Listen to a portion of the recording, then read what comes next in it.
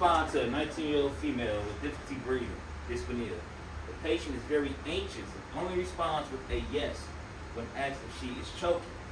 She is coughing forcefully, but with no relief. How should you proceed?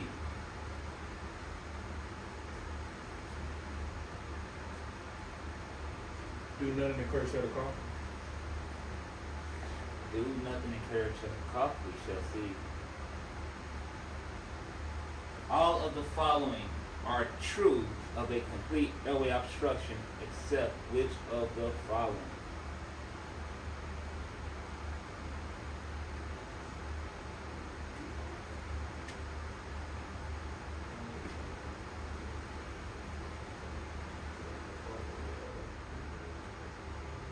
All of the following are true of a complete airway obstruction, except which of the following?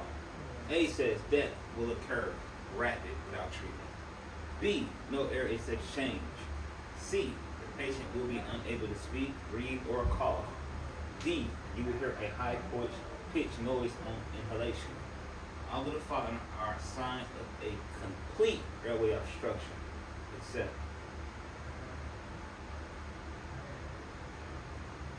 Probably D. say D, you will hear a high pitched noise. We shall see. Cool scenario. You're dispatched to a fall injury. Upon arrival, you got a 16-year-old male who fell 15 feet from a roof. The patient has been unresponsive since the incident. He is cyanotic around the lips with gurgling respirations at a rate of 8. He has a weak radial pulse. After you instruct your partner to hold a C-spine, you should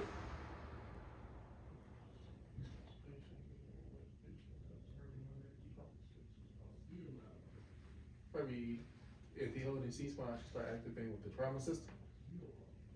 You saying C, D. A says suction. B, expose the patient, meaning trauma naked. C, completely immobilize. Oh, okay. D, activate the trauma center. Okay, if I'm activating the trauma system, I'm already starting to check. So I should expose them first. So that's what's next to do. So I After your partner holds C-spine, you should do what? Just pick one. Quit being scared. Or what BG? Oh, she got it. Right there, yeah, you see it here. A. She says A, suction. Yeah, We shall see. Oh, yeah, see gargling respiration. Okay. Yeah, okay. You are evaluating a 57-year-old man. Shortness of breath and chest pressure. The patient tells you that he stopped taking blood thinners about 6 months ago and was recently evaluated for swelling, redness in his leg. What is your greatest concern with this patient? 57-year-old male, dyspnea and chest pressure. Tells you he stopped taking blood thinners about 6 months ago. He was recently evaluated for swelling and redness in his legs. Is it deep vein thrombosis? A says pulmonary embolism. B, deep vein thrombosis. C, arrhythmia. D, stroke. You picking B? Yeah, I think it's deep vein thrombosis. You have recognized someone in respiratory acidosis who is having a severe asthma attack. What is the most appropriate thing you should do upon finding this patient after determining the scene is safe? A says provide mechanical ventilation, meaning you bagging. B says ensure a patent airway. C says provide high flow O2 non-rebreather. D, provide an albuterol treatment with a nebulizer.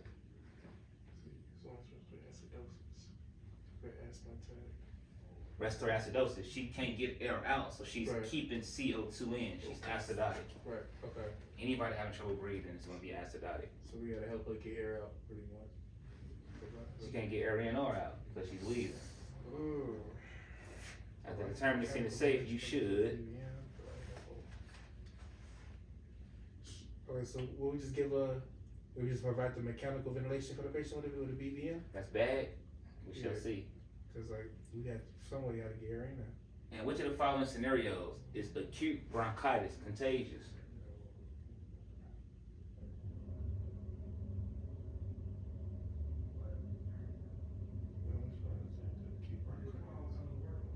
Bronchitis is a provirus, right? Bronchitis. Yeah, like chest. Inflammation in the chest, yeah. Inflammation of the bronchioles. It will always be contagious, right? Unless it's like. For more questions, we shall know. Which of the following is the most common cause of acute bronchitis? Infection, smoking, infection. It's bacterial, ain't it? I think it's bronchitis. He says bronchitis. It's a bacterial infection. We shall see. All right, scenario good. We got a 67-year-old woman. She's in respiratory distress. She's been a smoker for over 40 years and she developed emphysema. Prior to your arrival, she used 2 home nebulizer treatments with no relief. On scene. She is sitting tripod and appears very tired. With a respiratory rate of 40 breaths per minute, what should be your next action? 67-year-old female, obvious respiratory distress, emphysema. She took 2 nebulizer treatments with no relief. She's sitting tripod, so you know she's having trouble getting air in and out. She's breathing 40 times a minute. You know that's too fast. An adult should be 12 to 20. She's twice that. What should be your next action? A says deliver oxygen, non-rebreather.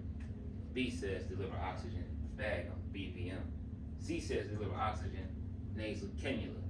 D says apply pulse sacks to obtain baseline SpO2 before giving oxygen. What we rolling with?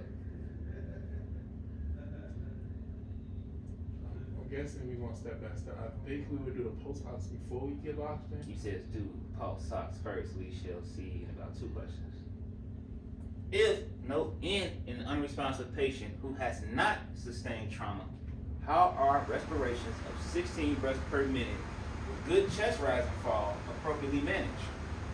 We got an unresponsive patient, no trauma, breathing 16 times a minute with good chest rise and fall. How should you manage this patient? They're unresponsive.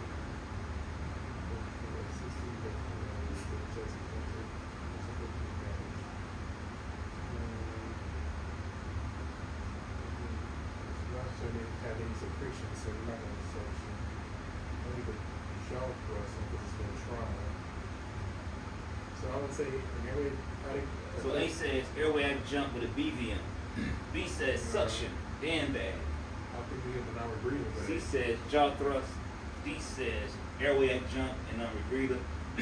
You're picking what? D? I think you should have the bag. I think you just be unresponsive though. You might do have to bag them because they won't be able to do it now. So you're on A, B, C, D.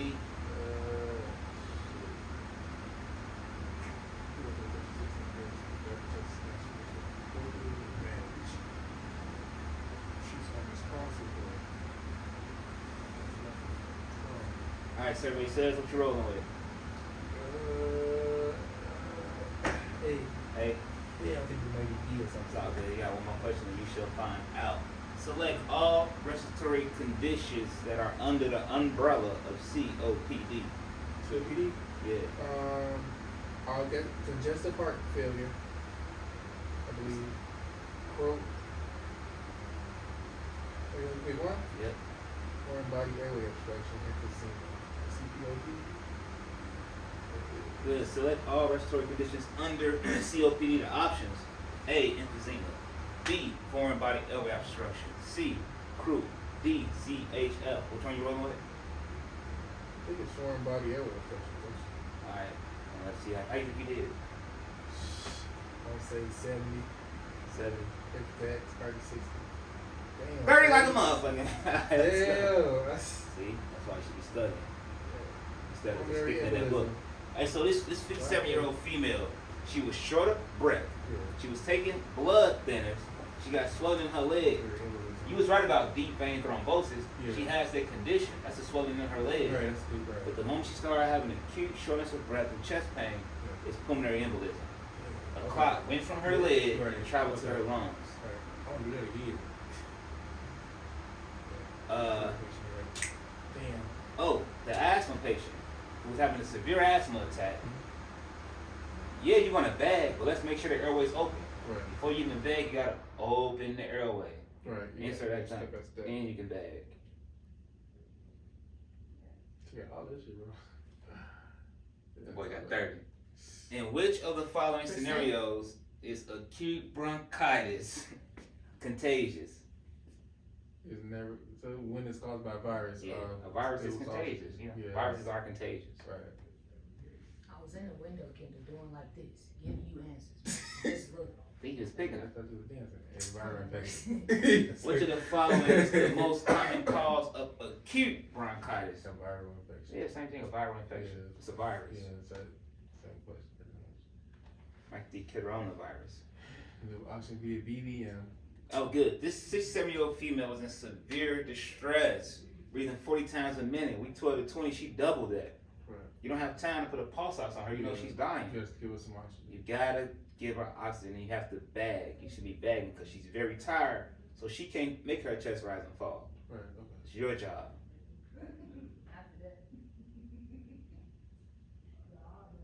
Unresponsible. And he was right, but I don't know why you changed your mind. But anyway, I know. no sustained trauma. 16. 16 breaths, and it's the fact that she got good chest expansion, you don't have to bag. Right. If they got good rise and fall and are unresponsive, just put them on high flow O2. Right. I'm gonna put in an airway adjunct to keep the airway open. So we just add it to the air pressure pretty much. Mhm. We don't have to bag it, force no air into it. Nope, it's like somebody that's overdosed. Okay. I throw in a nasal airway and I put them on high flow O2. I don't have to bag if their chest rising up and fall after I wake them up. Nasal trumpet. Emphysema. Damn. That's the only one. So I looked COPD, at that. Yeah. chronic obstructive pulmonary disease. Right. It is asthma, Right. emphysema, Yeah. and chronic bronchitis. Those are your only 3 COPD conditions. Okay, yeah. Asthma, Obstruction, what I was thinking chronic of, bronchitis, obstruction, everybody and know. emphysema. Yeah, because it's in all the. Foreign body airway obstruction, that's choking. Right. Croup, that's in children. Mhm. Congestive heart failure has nothing to do with lungs. That's a heart condition. Right. If I do another one, Yep, let me just see the 3 you got right. give it a height of 30. Good, you got the 19-year-old female that was choking. If she can talk to you, you do nothing. You encourage them to cough. Right. All of the following are true of a complete airway obstruction, except you will hear no stridor, which is that high-pitched noise on inhalation, Right. because it's completely obstructed, so you hear no sound. Yeah, no sound. Right. And suction. Be good. The first thing you should do after opening the airway, if you hear gurgling, you suction. Then you ventilate. Then I'll give you another one. You just stop the video.